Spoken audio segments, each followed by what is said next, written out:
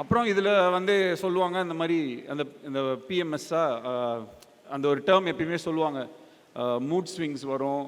அப்போ இவங்க சொன்னாங்க இந்த மாதிரி இந்த நாப்கின்ல வந்து மூட் ஸ்விங் வர்றது வந்து கம்மி ஆகும், அதில் ஆனையான்னு ஒரு விஷயம் இருக்குது, அது வந்து இந்த நெகட்டிவ் வைப்ரேஷன் வந்துச்சுன்னா பாசிட்டிவாக வந்து ஒரு தாட்ஸை கொடுக்கும், ஏதோ சொன்னாங்க.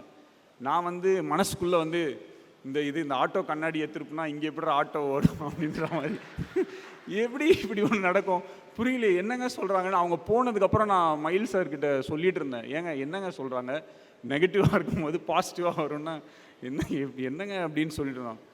அப்புறம் ஆக்சுவலாக என் ஒய்ஃப் வந்து எப்பயுமே அந்த ஒரு டைமில் கொஞ்சம் டெரராக தான் இருப்பாங்க.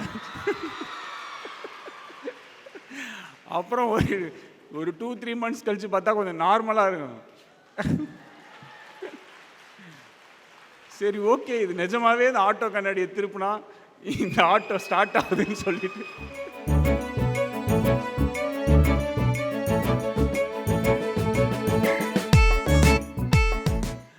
ஸோ இவ்வளோ விஷயங்கள் இருக்கும்போது இதை வந்து நம்ம ஓகே, இதை நம்ம வந்து இறங்கி இது வேறு லெவலுக்கு வந்து எடுத்துகிட்டு போகணும் அப்படின்றதுல ஃபிக்ஸ் ஆகிட்டோம்.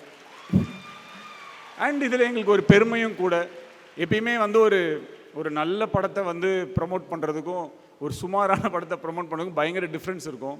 நல்லா நம்ம படம் எடுத்துட்டோம் அப்படின்னு சொன்னோன்னா நம்ம ஃபுல்லாக தைரியமாக நம்ம இறங்கி என்ன வேணால் நம்மளால் பேச முடியும். அந்த மாதிரி இது வந்து இது ஒரு நல்ல படம், அந்த மாதிரி இது ஒரு நல்ல ப்ராடக்ட்.